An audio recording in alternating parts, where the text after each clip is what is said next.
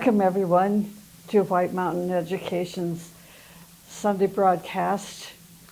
Today we're going to be celebrating Thanksgiving and gratitude. So the title of the talk today is Gratitude to Our Teachers. The monk knelt in the bamboo grove, frustrating,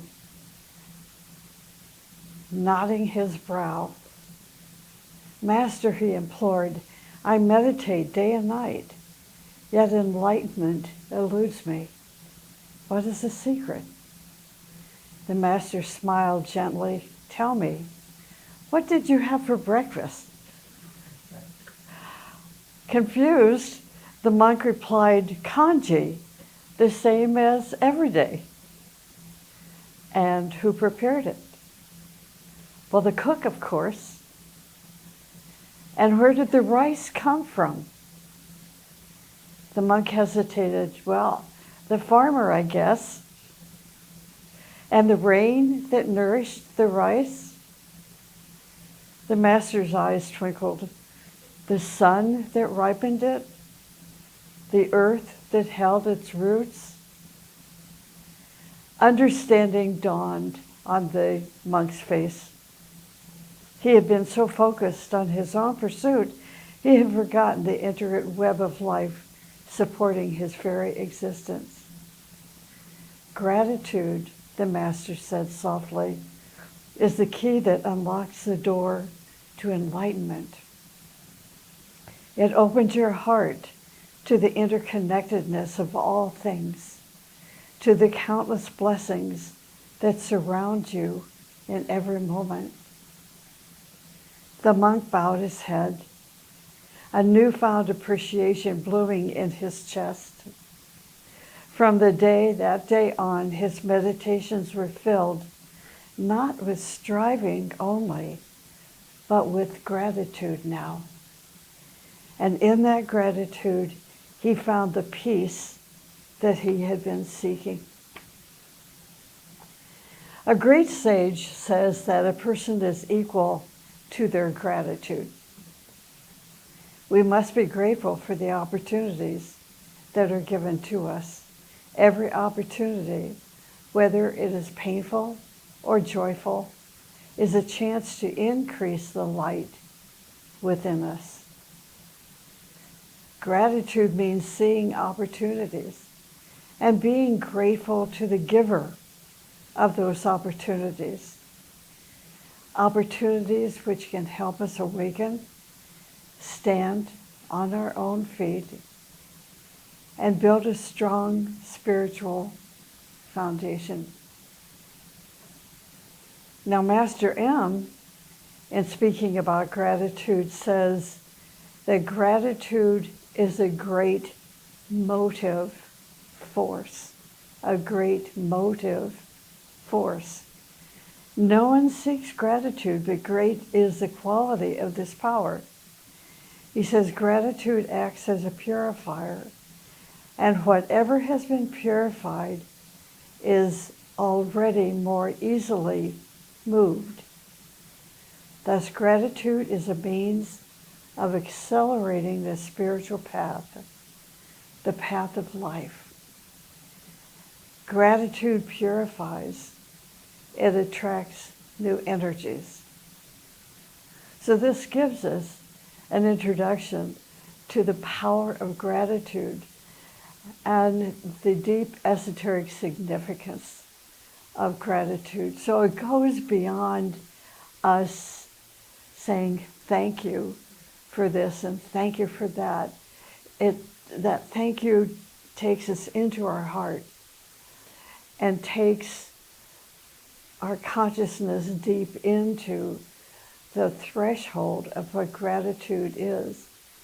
And then we begin to understand and recognize that, at least I think, that gratitude is a great gift. Gratitude is an affirmation of the good that exists and the good that is done to ourselves or to others by any means. It is the energy of life just listen to this, it is the energy of life passing through a thought form that affirms the good that exists. Let's take, for example, a thought form we have created of a great teacher. When the great force of gratitude runs through this thought form, it affirms and acknowledges the beauty of the great teachers with a heartfelt reception. It holds with it a sincere decision to carry the torch of the message to as many others as is possible. So gratitude to the teacher is the result of our appreciation of their teaching, of their true self, their true self.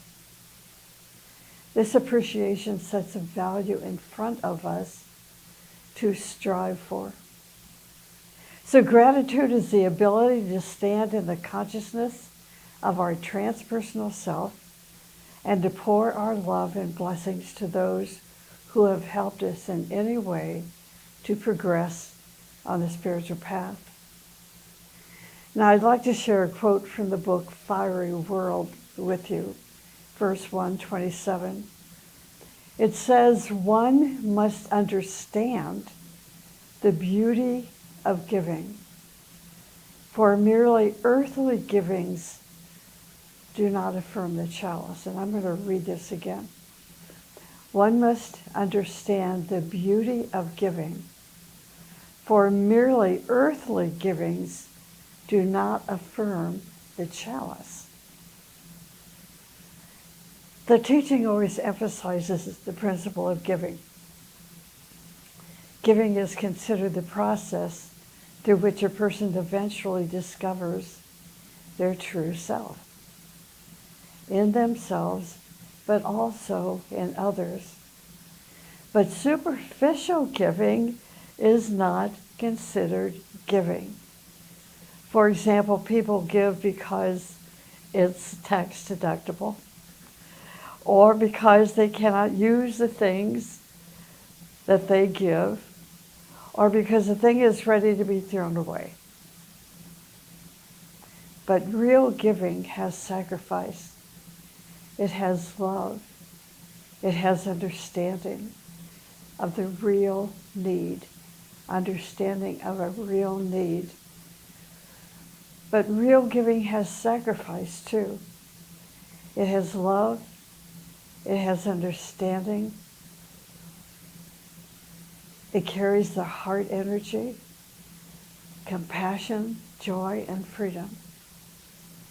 When things are given in this way, it's the chalice, our chalice, that affirms the gift, or the gift affirms the chalice.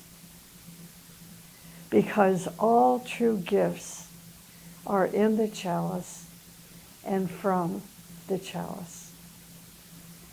Thus every gift becomes a precious service, and all true service is rendered because of the call of service. There is a Vedic teaching which gives us some powerful words in the form of a mantra. It says, "O thou who gives us sustenance to the universe, to the whole universe, from whom all things proceed, to whom all things return, unveil to us the face of the spiritual sun." I know we've sung that. Excuse me, we have sung that song. How do we give sustenance to the whole universe? For example, I give you a flower, and I open one petal of your heart. I serve you with my gift. If you are an elevated human being, you will help me to elevate myself. It is not the object we give to make others happy.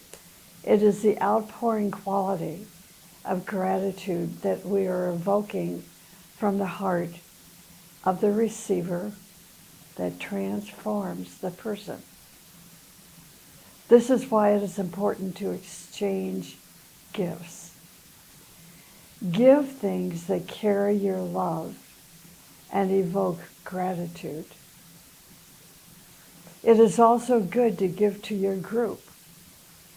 For example, each year, the White Mountain Education Association gives gifts to its membership on the occasion of the celebration of their anniversaries to show gratitude for all they have done throughout the year to sustain the group. Gratitude purifies your threefold personality. I just think about this. You know, doesn't this take us beyond? Oh, thank you. so far beyond. And that's the teaching, and it's the beauty of the teaching. It takes us into the depth of the mystery of life. So now we're being told that gratitude purifies our threefold personality, our physical, emotional, mental bodies. For example, if the energy of gratitude enters our higher mind, it eliminates distorted thought forms and illusion, thoughts that are hindrances to our spiritual evolution, thoughts that are harmful, half-built, or in the process of decay within our mental sphere. This occurs if the energy of gratitude enters into our higher mind. It is interesting to know that sometimes disintegrating thought forms can accumulate, which then build a wall in our mind. This wall prevents contact with higher spheres and prevents contact with the higher energies of the great ones. This is how some people lose their spirit of striving. They live mechanically, and they serve only the demands of their emotional and physical urges. And don't we see this today in today's society? Increasingly so. People are becoming so self-centered that they are losing spiritual contact with life's purpose. They go into nature and they don't sense God in nature. Or they look at their partner and all they see is a form and not the heart. Or they go to church and they fall asleep. Or they go to church and they don't hear the message. They are just looking at their clock, or in this case, our cell phones these days. Losing contact with the mysteries of life, which can only be found in our heart and in the higher spheres.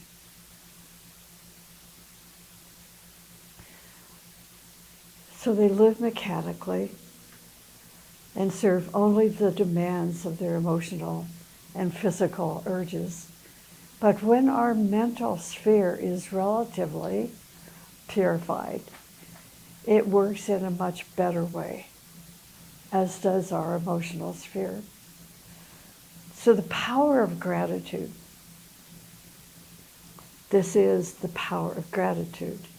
It can purify our negative emotions. It purifies destructive images and also purifies our etheric body, dissolving those forms which block the circulatory flow of energy. MM says that gratitude attracts new energies. Purified vehicles, thoughts, emotions, and actions become more magnetic because of gratitude. So the magnetism of a pure aura increases greatly and it attracts new energies. Many energies coming from the higher worlds, from stars and constellations, or from great lives that are not attracted by your order because of its pollution. We lose contact from this polluted aura. But gratitude purifies the aura and then allows us to have contact with the stars and constellations and the great ones. But when we have pollution, only a small percentage of these energies are taken in, if any. Gratitude purifies our aura and makes it magnetic to new energies. It also exalts us. So what is exaltation, and have you experienced it? I can remember when I was back in the day and playing professionally the violin in different orchestras, and it didn't always happen, but it happened enough that I can still remember it to this day, of being so immersed in the magnificence of the sound and color of the music. The entire symphony was playing, that I felt the energy of the other worlds. It's like transported me out of my body and gave me a sense of what the power of music is and what it does in terms of transforming all those distortions, those negative images, self-centeredness. It's called exaltation. So we experience an exaltation not just through music, but through meditation and the moment of contact with our real self. It is so beautiful to think that gratitude exalts not only ourselves, but whatever we contact. Because of the force of gratitude brings in fresh currents from the heights and causes the flowers to bloom. Gratitude creates joy. Gratitude helps us to sleep better, and of course to make subjective contacts. It helps to raise us to higher levels of subjective contact. I remember the first time I had an exalted experience with my spiritual teacher. I felt like I was walking on air for days. It's just like falling in love when the colors become bright, sounds become melodious, energy is creative. All these experiences of exaltation can occur as a result of gratitude. Remember, Master M said, "Great is the healing power of the emission of gratitude." This emission is produced within our glands, within our etheric, astral, and mental centers, and as a luminescent substance, it radiates out from our aura. In the Agni Yoga book titled Hierarchy, it says, "Only gratitude toward the teacher can reveal the entrance to the gates." Only gratitude toward the teacher can reveal the entrance to the gates. When we express gratitude to our teacher, we build a communication line between the teacher and ourselves. The communication line gives us a closer contact with the teacher. The teacher whose consciousness, light, and energy then can pour into our own being. I remember the first time I gave a lecture at my teacher's ashram. It was so not me.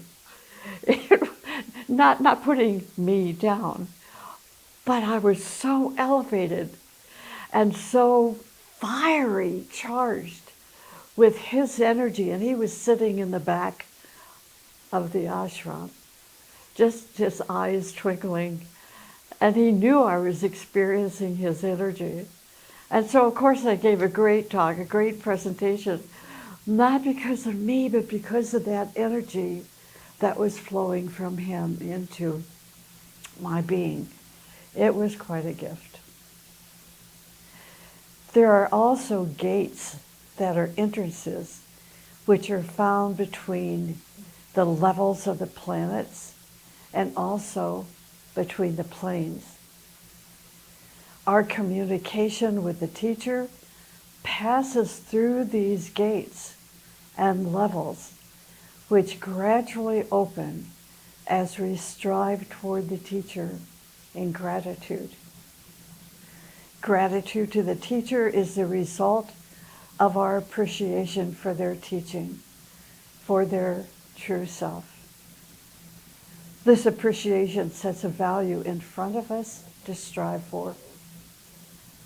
For example, you can say, "My gratitude to you, Lord." You can repeat this in adverse conditions as well as in positive conditions. When you go through adverse conditions, you may say, "My gratitude to you, Lord." It will bring and spread peace around you and into your environment because it will help you understand. Every night before you go to sleep, you can say, "Gratitude to you, Lord." The world must be grateful for those leaders, teachers, and gurus who have tried and are trying to keep the flame of the Spirit burning. Gratitude to those who have devoted their entire life to raising the spirituality of others and to meeting the mental, emotional, and physical needs of others. It is so easy, unfortunately, to criticize a carrier of the torch. But one must also know that such carriers do often bring the most precious gifts of life. Those who criticize and look down on modern spiritual teachers, workers, and leaders, emphasizing that real teachers is those that are criticizers, say that real teachers existed only in the distant past, and that they were the only dependable ones. They have not yet read history with any real understanding. There is not a single spiritual teacher in the past who is not attacked by their contemporaries. Even Pythagoras and Socrates and Jesus and Apollonius, with all their purity, were not able to escape from the hands of murderers. Isn't it interesting? People are so afraid of light. There are people who still criticize our spiritual teachers and condemn them by using their own personal measure as reference, their personal measure as reference. Certain philosophers and preachers look down on and insult every effort that contemporary teachers are making to carry the torch. And I'm sure you've been the receiver of such criticizing comments. I remember when I first moved to Prescott. And of course, typically, when renovating the house, and we had a lot of service people come in and do this and that. And I remember one father who came in with his son and came down in the lower part of the center where my office is, and lots of books and so forth. And he was looking at all the books and says, "Where's the Bible?" And he talked to his son about how to be cautious of people like myself. And the center, and he says, you see people that are devoted to pseudo-teaching, and the only real book is the Bible. And I said, I think it's time that you and your son leave. In my own home, that sacred space. But this is to be understood because of our darkness, our blindness, our inability to be awake and to see the mysteries of life and these great teachers and what they have given us throughout the century. Can you imagine if no other teacher came to us since the Bible was published originally? Wow. Crazy. We must remember that not even a person of trust can protect themselves from attacks and slander, or even from treason. We have seen many thieves in positions of authority judging those of trust. Condemnation is a sign that something is rotten in the heart of one who condemns. We must express gratitude to those who create group visions and bring us the great ideas of the teaching. Gratitude must also be extended to those who distribute and share and plant these treasures,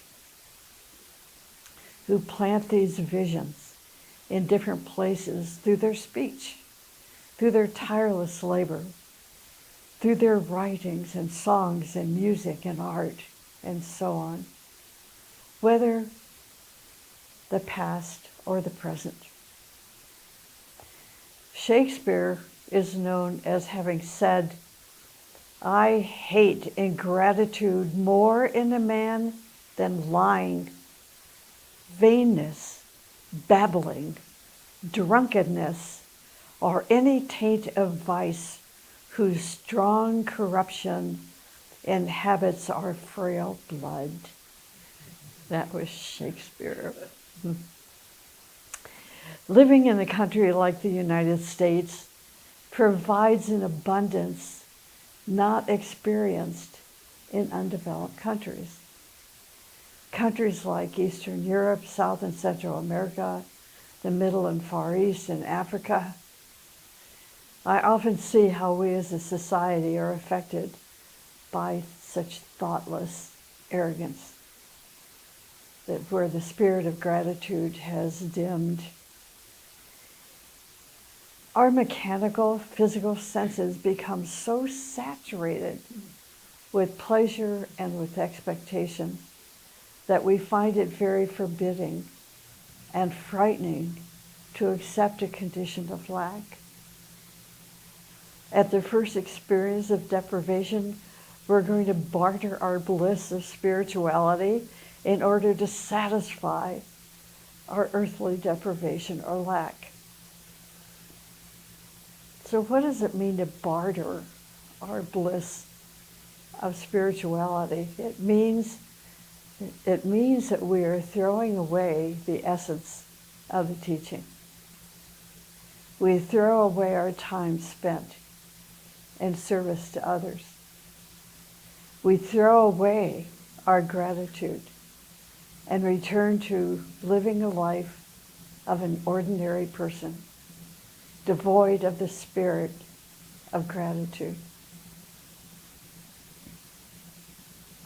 Where there is appreciation and gratitude, there is consideration of others. Where there is appreciation and gratitude, there is consideration of others. Without gratitude, there is what? There is arrogance and, yes, even evil. Where there is gratitude, there is humility rather than pride. We know that each incarnation in the dense physical body inevitably obscures the knowledge of the Spirit. And I want to repeat this. We know that each incarnation in the dense physical body, being in incarnation, inevitably obscures the knowledge of the Spirit. This is why we must awaken. For example, in the esoteric teachings of the East, Helena Rourke, the mother of Agni Yoga, she indicated to her students that Lucifer came to our earth together with the high spirits who sacrificed themselves for the acceleration of the evolution of the planet and humanity. However, she said, Lucifer was not the highest among his brethren. And when the time came for him to take on the earthly and dense sheaths, his spirit could not remain on its former height. In all the following ages, we see him as the fierce antagonist of his great brothers, who were continuously ascending in the glory of light. Lucifer is now at the head of the dark brotherhood, which is very powerful, for it has co-workers among the masses over the entire span of the planet. When we do not believe in the spiritual, in this case, the power of the spirit of gratitude, we easily fall into the snare set by the numerous agents of darkness. One of the most beautiful spiritual gifts we have to halt the dark agents, the masses of dark agents who try to trap the soul in matter, is the spirit of gratitude. The spirit of gratitude, then, is a divine gift. It's a divine gift. It is made of the very essence of Christ and the hierarchy of this planet. A great one once said that a person is equal to their gratitude. Gratitude is the highest form of respect. It means to appreciate and to give recognition to each other. To be grateful is to have in your consciousness the good deeds, feelings, and thoughts that you enjoy in others. It is feeling and expressing gratitude for everything in creation with which we are blessed. Gratitude is a way to radiate our blessings. So we must be grateful to the opportunities presented to us. Every opportunity, whether it is painful or joyful, is a chance to increase the light within us. Through such opportunities, we build our foundation for the future. we build our foundation for the future. For example, your spiritual teacher tells you that you have a vanity or that you are behaving in an ugly way. What are you going to do? Some will place a false mask on their face with a smile and turn their back to the guidance in anger and arrogance. Are you going to get mad at the teacher for their honesty, for doing their job? Does your mechanical thinking say, who is that teacher to single me out when there are others who are worse? Or will you have the spirit of gratitude for the time and the attention your teacher is giving to you? Too often our arrogance reacts to the instruction of the teacher. When this happens, our behaviors will lead us into further problems, and the teacher may withdraw their guidance. Imagine that. They may withdraw their guidance, leading us to our own earthly devices. I remember, even to this day, 20, 30 years later, when the teacher would admonish me or give me hints or a scowl or in other various ways, hints that I need to change myself. And sometimes it was a gentle hint, sometimes it was a mallet hit over my head. And that's how it felt. And when I react, sometimes I reacted, but I never turned my back. I knew it was whatever inside of me that was rebelling, that little child within, that was rebelling. And I had just stop and think about this. You may not understand it now, but later you will.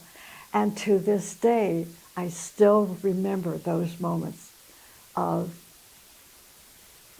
sometimes gentle, sometimes not so gentle confrontations. It's like a light bulb goes off and says, wow, so that's what he meant by that. So it's the gift that keeps on giving. Helena Rourke wrote in her letter, it is said that each gratitude shown to the teacher indicates a right understanding of the teaching. But for the one for whom guidance is burdensome, there can never be any approach to the teacher. The teaching is not abstract, but gives most practical suggestions for applications in life. Therefore, let us hold in our hearts all that is said by the spirit of gratitude, and let us watch the purity of our thoughts. When we lose the spirit of gratitude, we become critical of others, and we condemn their actions. So Helena Rourke stated, from continuous repetitions of criticism and condemnations, calluses will appear on the brain. And then how can one achieve the broadening of consciousness? The teacher wants to see you apply the spirit of gratitude to the opportunities given to you with solemnity and with sincerity.